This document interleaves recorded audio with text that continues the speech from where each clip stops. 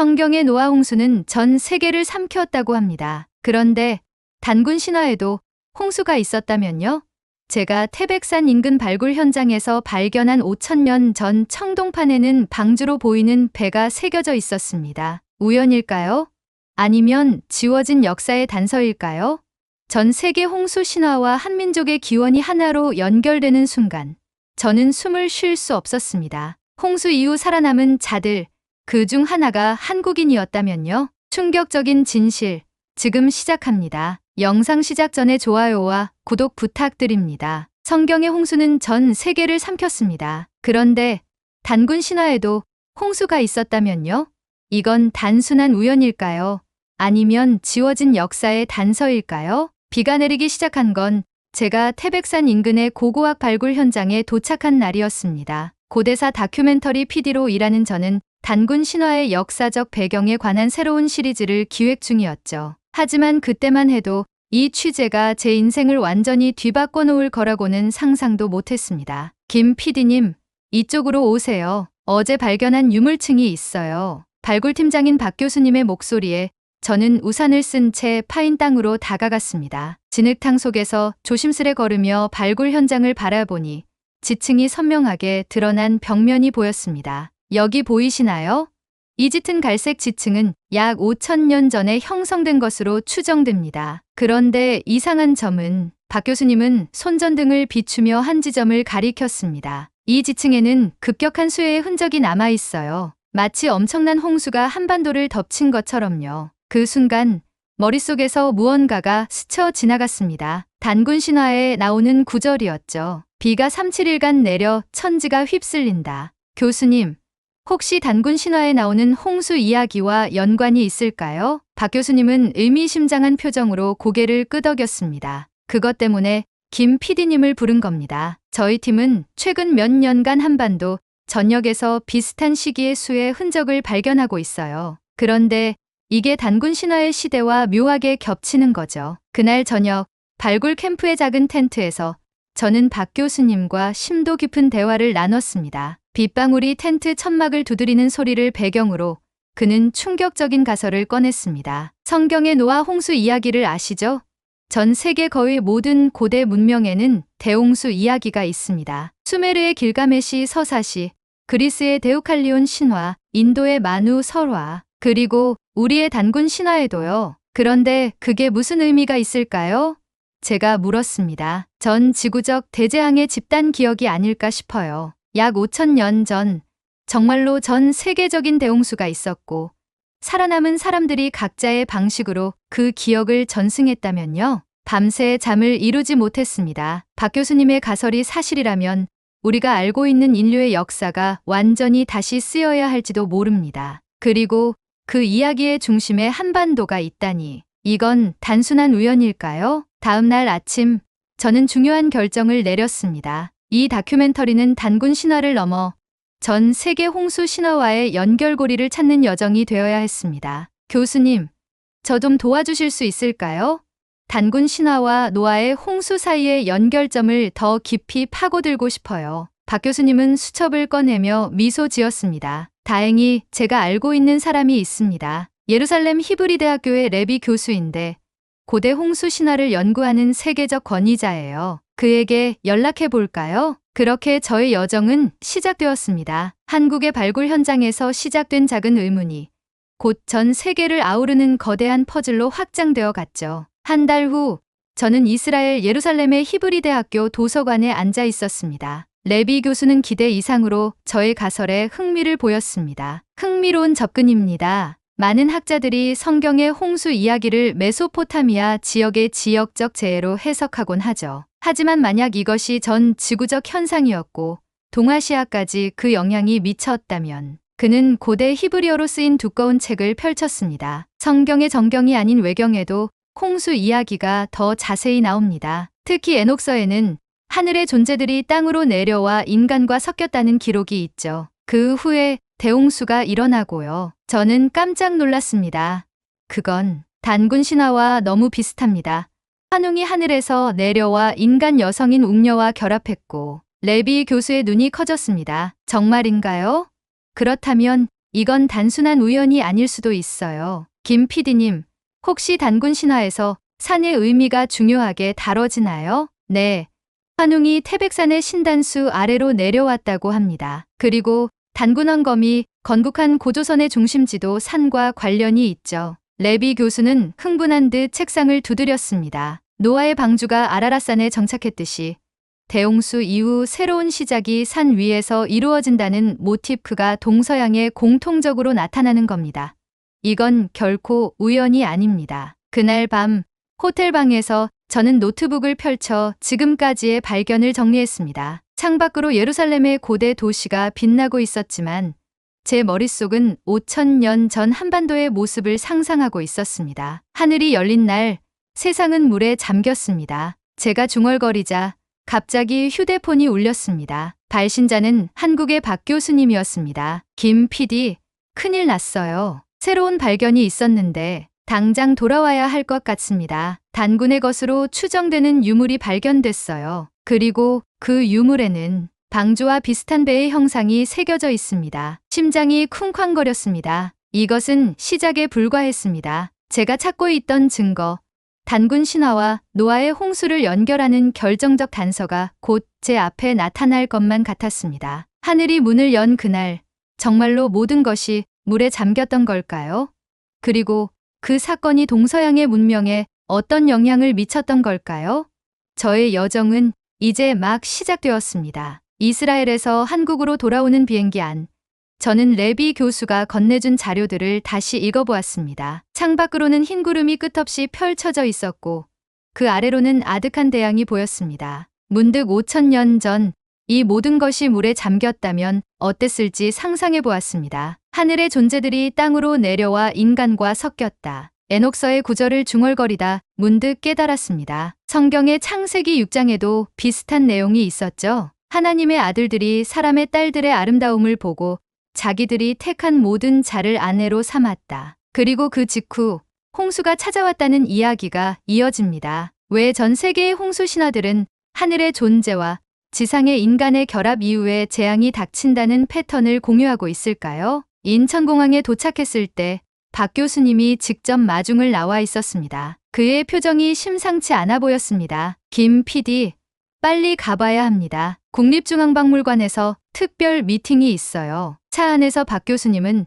최근 발견된 유물에 대해 설명해 주었습니다. 태백산 인근 발굴 현장에서 출토된 청동기인데 기원전 3000년경의 것으로 추정됩니다. 단군 신화의 시대와 일치하죠. 그런데 표면에 새겨진 문양이 말 그대로 충격적입니다. 국립중앙박물관 지하 보존처리실에 도착하자 여러 학자들이 이미 모여 있었습니다. 그들 사이로 테이블 위에 놓인 작은 청동판이 보였습니다. 이게 바로 그것입니다. 박 교수님이 가리킨 청동판에는 분명히 배의 형상이 새겨져 있었습니다. 그것도 일반적인 어선이 아니라 거대한 상자 모양의 배였죠. 그리고 그 주위로 물결 무늬와 함께 산의 형상으로 보이는 그림이 있었습니다. 방주, 저도 모르게 중얼거렸습니다. 맞습니다. 국립박물관의 이 관장님이 말했습니다. 형태적으로 메소포타미아 지역의 고대 방주 묘사와 유사합니다. 문제는 이것이 한반도에서 발견되었다는 점이죠. 더 놀라운 사실은 따로 있습니다. 박 교수님이 끼어들었습니다. 우리는 탄소 연대 측정을 통해 이 유물의 나이를 확인했는데 대략 기원전 2900년에서 3000년 사이입니다. 이는 성경에서 추정하는 노아의 홍수 시기와 거의 일치합니다. 회의실은 순간 침묵에 잠겼습니다. 이 발견이 가진 의미가 너무나 거대했기 때문이죠. 그렇다면 제가 조심스레 입을 열었습니다. 단군 신화와 노아의 홍수 이야기가 실제로 같은 사건을 다르게 기록한 것일 수도 있다는 말씀인가요? 이 관장님은 심각한 표정으로 고개를 끄덕였습니다. 가능성은 있습니다. 하지만 더 많은 증거가 필요하죠. 김 PD님, 이스라엘에서는 어떤 발견이 있었나요? 저는 레비 교수에게서 얻은 정보를 공유했습니다. 에녹서와 유대 외경의 홍수 기록, 그리고 세계 각지의 홍수 신화들이 공유하는 패턴에 대해 설명했죠. 가장 흥미로운 점은 산 위의 새로운 시작이라는 모티프입니다. 노아는 아라랏산에 방주를 정박했고 단군 신화에서는 환웅이 태백산에 내려왔죠. 둘 다 홍수 전후의 사건으로 묘사됩니다. 회의가 끝난 후 박 교수님은 저를 한적한 카페로 데려갔습니다. 그는 오랫동안 말없이 커피를 홀짝이다가 마침내 입을 열었습니다. 김 PD, 우리가 지금 다루는 주제가 얼마나 민감한지 아시죠? 단군 신화가 성경과 연결된다는 주장은 많은 이들에게 충격이 될 겁니다. 알고 있습니다. 제가 대답했습니다. 하지만 이건 어느 한쪽의 신화가 다른 쪽을 베꼈다는 얘기가 아니잖아요. 오히려 두 문화가 공통된 역사적 사건을 각자의 방식으로 기억하고 있다는 증거가 될 수 있어요. 박 교수님은 깊은 한숨을 내쉬었습니다. 당신 말이 맞아요. 하지만 우리는 더 강력한 증거가 필요합니다. 다음 단계로는 어떤 계획이 있으신가요? 수메르의 길가메시, 서사시도 살펴봐야 할 것 같습니다. 다음 날 저는 국내 최고의 수메르학 전문가인 정 교수님을 만났습니다. 서울대 고고학과 연구실에서 그는 진흙판에 쐐기 문자로 새겨진 길가메시, 서사시의 복제본을 보여주었습니다. 길가메시, 서사시의 홍수 이야기는 성경의 노아 이야기보다 더 오래되었습니다. 약 기원전 2700년경의 기록이죠. 주인공 우트나피시팀은 신들의 경고를 받고 거대한 배를 지어 홍수에서 살아남습니다. 그렇다면 수메르의 이야기가 원본이고 성경은 그것을 차용한 걸까요? 제가 물었습니다. 정 교수님은 미소를 지었습니다. 많은 학자들이 그렇게 생각했지만 최근에는 다른 시각도 있습니다. 두 이야기 모두 실제 사건의 다른 버전일 수도 있다는 거죠. 더 흥미로운 점은 길가메시 서사시에도 하늘에서 온 존재들에 대한 언급이 있다는 겁니다. 그는 서랍에서 다른 자료를 꺼냈습니다. 아누나키라 불리는 하늘의 존재들이 지상에 내려와 인간과 교류했다는 내용이 있습니다. 이것이 에녹서의 하늘의 존재들과 단군 신화의 환웅과 비슷한 개념으로 보이지 않나요? 머릿속에서 퍼즐 조각들이 하나둘 맞춰지는 느낌이었습니다. 성경, 수메르 신화, 단군 신화, 이들이 모두 같은 사건을 다르게 기록하고 있다면 전 지구적 대홍수와 그 이후의 새로운 시작, 그리고 그 사건의 중심에 하늘에서 온 존재들이 있었다면 다음 날 아침 일찍 저는 태백산으로 향하는 기차에 몸을 실었습니다. 창밖으로 지나가는 한국의 산하를 바라보며 1000년 전 이 땅이 물에 잠겼을 때의 모습을 상상해 보았습니다. 태백산 정상 근처에 도착했을 때 현지 안내인인 최 씨가 저를 맞이했습니다. 그는 산에서 평생을 보낸 70대 노인으로 이 지역의 모든 전설과 이야기를 꿰고 있었습니다. 여기가 바로 환웅이 내려왔다는 신단수가 있던 자리라고 전해지는 곳입니다. 최 선생님이 웅장한 소나무를 가리키며 말했습니다. 물론 원래 나무는 아니고요. 후대에 심은 것이죠. 주변을 둘러보니 멀리 계곡과 산등성이가 끝없이 펼쳐져 있었습니다. 마치 세상의 지붕 위에 서 있는 느낌이었죠. 최 선생님, 혹시 이 지역에 홍수나 큰 물에 관한 전설이 있나요? 노인은 잠시 생각하더니 고개를 끄덕였습니다. 물론 있지요. 우리 할아버지 때부터 전해오는 이야기인데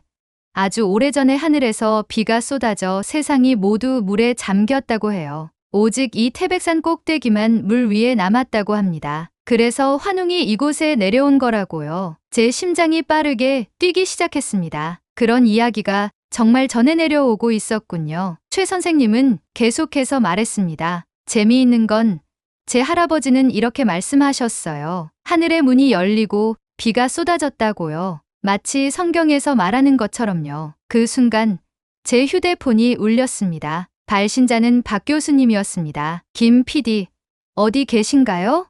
태백산이요? 잘 됐습니다. 중요한 소식이 있어요. 우리 팀이 태백산 인근 발굴 현장에서 또 다른 유물을 발견했습니다. 이번엔 토기 조각인데 거기에 새겨진 글자들이 아직 해독은 안 됐지만 수메르의 쐐기 문자와 놀랍도록 유사해 보입니다. 최 선생님의 이야기, 그리고 박 교수님의 새로운 발견, 모든 것이 하나로 연결되는 듯했습니다. 세계 각지의 홍수 신화, 하늘에서 온 존재들, 그리고 산 위의 새로운 시작, 이 모든 것이 우연의 일치일 리 없었습니다. 태백산 정상에서 저는 멀리 펼쳐진 한반도를 바라보았습니다. 5000년 전 이곳에서 무슨 일이 있었던 걸까요? 노아의 방주가 아라랏산에 정착했듯이 또 다른 살아남은 자들이 이 태백산에 도착했던 것일까요? 여정은 이제 중반으로 접어들었지만 가장 큰 수수께끼는 아직 풀리지 않은 채 남아 있었습니다. 하늘이 문을 연 그날 정말로 무슨 일이 일어났던 걸까요? 그리고 왜 전 세계의 문명들은 그 사건을 각자의 방식으로 기억하고 있는 걸까요? 답을 찾기 위한 저의 여정은 계속되었습니다. 태백산에서 서울로 돌아오는 길, 저는 머릿속으로 지금까지의 발견들을 정리해 보았습니다. 세계 각지의 홍수 신화들, 하늘에서 내려온 존재들, 산 위의 새로운 시작, 그리고 한반도에서 발견된 청동판의 방주, 그림과 수메르 문자와 유사한 글자들. 이 모든 것이 우연일 리는 없었습니다. 서울에 도착하자마자 저는 곧장 국립지질연구소로 향했습니다. 지질학 분야에서도 이 가설을 뒷받침할 만한 증거가 있는지 확인하고 싶었기 때문이죠. 김 PD님, 오랜만입니다. 송 박사님이 반갑게 맞아주셨습니다. 그는 한반도 고대 지형 연구의 최고 전문가였죠. 박 교수님에게서 연락받았습니다. 흥미로운 가설이네요. 송 박사님은 저를 연구실로 안내했습니다. 벽면에는 한반도의 지질 지도가 거대하게 펼쳐져 있었습니다. 제가 20년간 한반도의 고대 지층을 연구해 왔는데요. 약 5,000년 전 지층에서 특이한 현상을 발견했습니다. 보시죠. 그는 컴퓨터 화면에 여러 데이터와 그래프를 띄웠습니다. 이건 한반도 전역에서 채취한 토양 샘플의 분석 결과입니다. 특히 기원전 3000년에서 2900년 사이의 지층에서 뚜렷한 퇴적물 변화가 관찰됩니다. 마치 거대한 홍수가 있었던 것처럼요. 그게 정말 가능한가요? 제가 물었습니다. 전 지구적인 홍수가요? 송 박사님은 잠시 생각에 잠겼습니다. 전통적인 지질학에서는 노아의 홍수 같은 전 지구적 대홍수는 불가능하다고 봅니다. 하지만 그는 목소리를 낮추었습니다. 최근 몇몇 학자들은 다른 가능성을 제시하고 있어요. 빙하기 이후 급격한 해수면 상승이나 소행성 충돌로 인한 거대 해일 등이요. 그는 다른 화면으로 전환했습니다. 이건 전 세계의 지질학적 데이터를 분석한 결과입니다. 놀랍게도 한반도뿐만 아니라 중동, 유럽, 아메리카 대륙에서도 같은 시기에 비슷한 퇴적물 변화가 발견됩니다. 저는 숨을 깊게 들이마셨습니다. 그렇다면 정말로 5,000년 전에 전 세계적인 대재앙이 있었다는 증거인 거군요. 송 박사님은 조심스럽게 대답했습니다. 단정적으로 말하긴 어렵지만 가능성은 있습니다. 특히 흥미로운 건 태백산 일대의 지층 분석 결과예요. 그는 태백산 지역의 확대 지도를 보여주었습니다. 태백산 중턱 이상 지역은 당시 수해의 흔적이 거의 없습니다. 마치 그곳만 물에 잠기지 않았던 것처럼요. 이것이 최 씨가 말한 전설과 일치하는 부분입니다. 송 박사님의 연구실을 나오면서 저는 머릿속이 복잡했습니다. 신화와 지질학이 서로 뒷받침하는 증거들.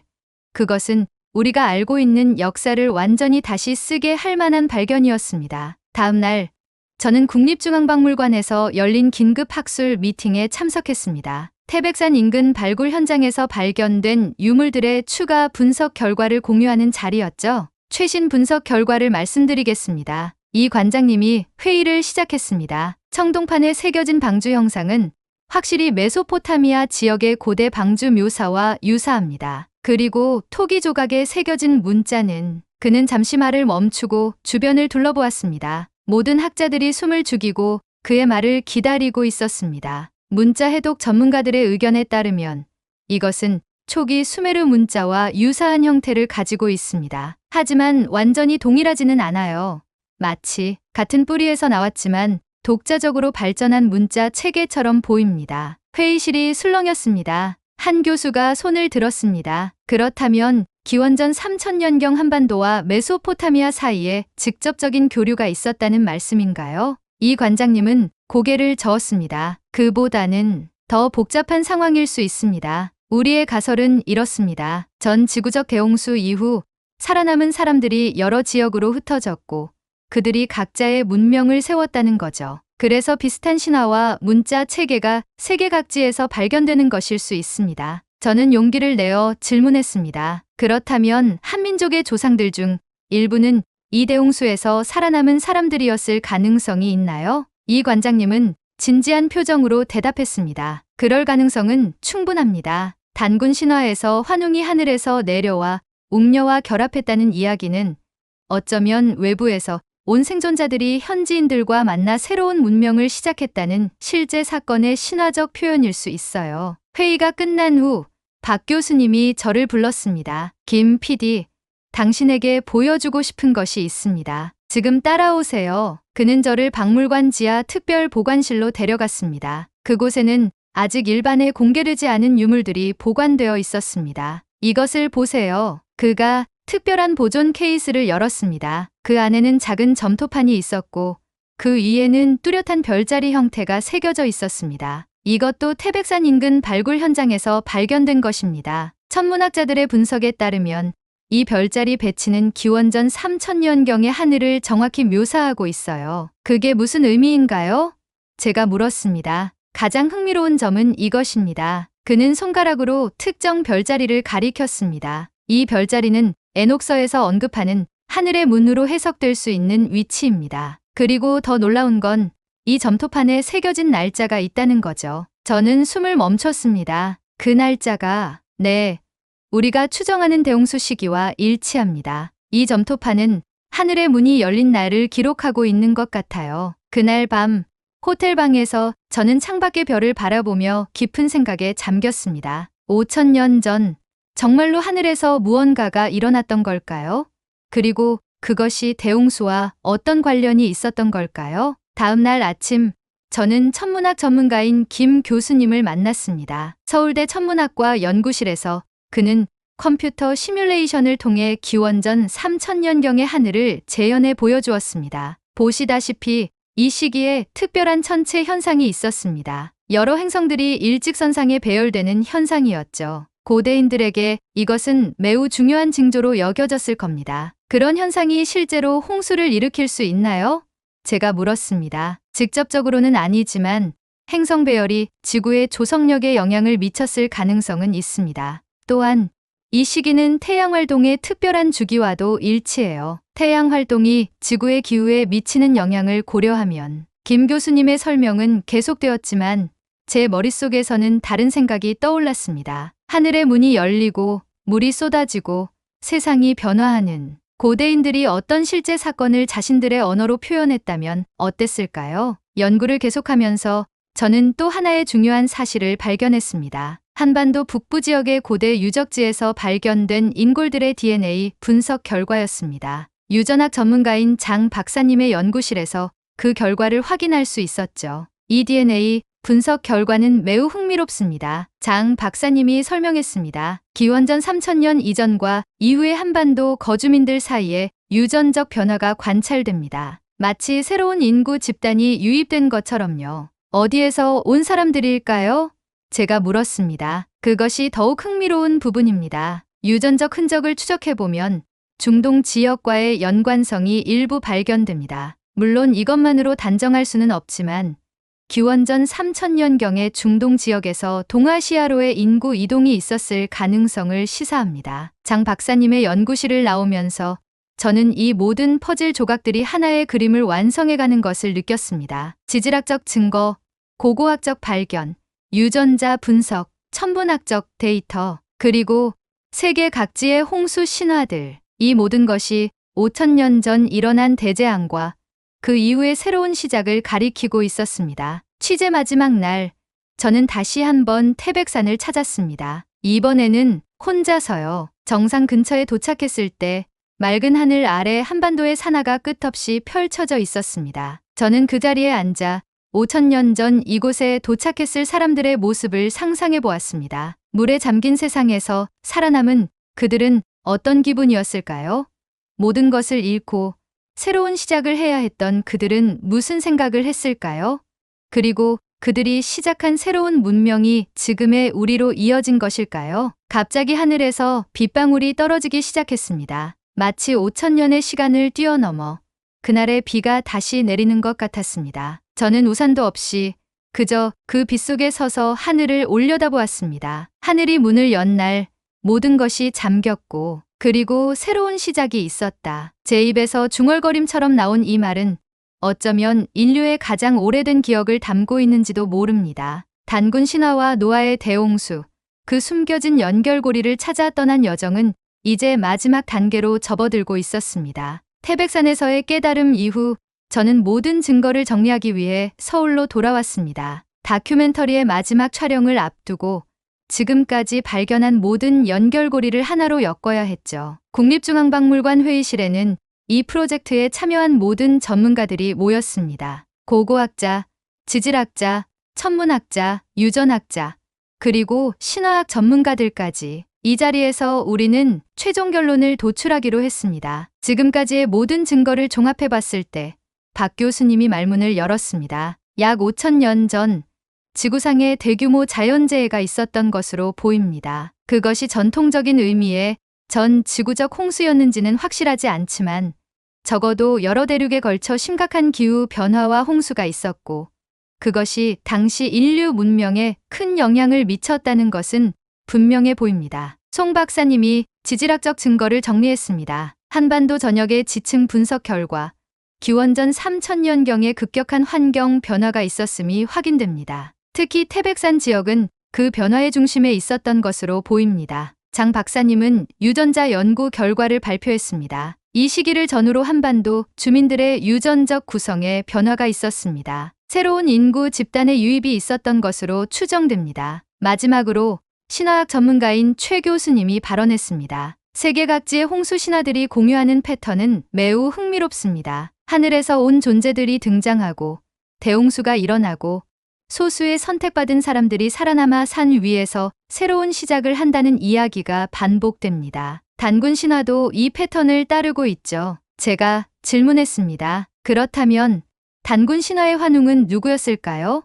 정말로 하늘에서 내려온 존재였을까요? 최 교수님은 미소를 지었습니다. 신화적 표현을 문자 그대로 해석할 필요는 없습니다. 하늘에서 내려왔다는 것은 먼 곳에서 왔다는 의미일 수 있어요. 대홍수 이후 다른 지역에서 살아남은 사람들이 한반도로 이주해 와서 현지인들과 만났고 그것이 신화적으로 표현된 것일 수 있습니다. 이 관장님이 마지막 의견을 제시했습니다. 한 가지 확실한 것은 단군 신화와 노아의 홍수 이야기가 서로 완전히 독립적인 창작물이 아니라는 점입니다. 두 이야기 모두 실제 역사적 사건에 기반하고 있을 가능성이 높습니다. 그리고 그 사건이 인류 문명의 중요한 전환점이었던 것으로 보입니다. 회의가 끝난 후 저는 혼자 남아 창밖을 바라보았습니다. 서울의 현대적인 빌딩들과 분주한 거리는 5,000년 전에 그 사건과 얼마나 동떨어져 보이는지요. 하지만 우리의 DNA 속에, 우리의 이야기 속에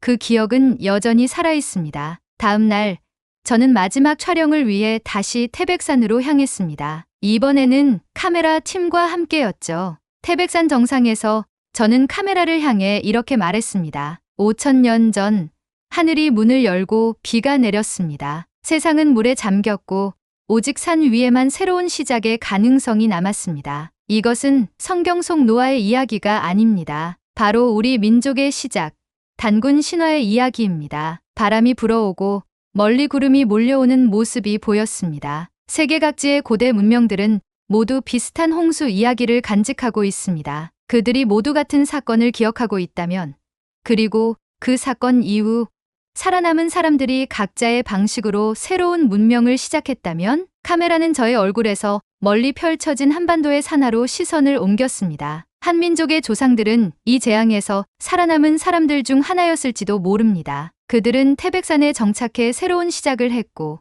그것이 바로 단군 신화에 담긴 실제 역사일 수 있습니다. 저는 잠시 말을 멈추고 하늘을 올려다보았습니다. 하늘이 열리고 새로운 인류가 동방에서 다시 시작됐습니다. 한반도는 단군 이전에도 신의 눈에 띈 땅이었습니다. 홍수 이후 살아남은 자들, 그 중 하나가 한국인이었다면요. 비가 내리기 시작했지만 우리 팀은 계속해서 촬영을 이어갔습니다. 마치 5,000년의 시간을 뛰어넘어 그날의 비가 다시 내리는 것 같았습니다. 우리는 지금까지 우리의 역사를 너무 좁게 바라봤는지도 모릅니다. 단군 신화는 단지 한 민족의 건국 설화가 아니라 인류 보편의 대재앙과 새로운 시작에 관한 생생한 기억일 수 있습니다. 촬영이 끝난 후 저는 혼자 남아 태백산의 풍경을 마음에 새겼습니다. 이 프로젝트를 시작했을 때는 단순한 다큐멘터리를 만들려 했을 뿐이었는데 어느새 인류의 가장 오래된 기억을 더듬는 여정이 되어 있었습니다. 다큐멘터리는 큰 반향을 일으켰습니다. 많은 사람들이 감동을 받았고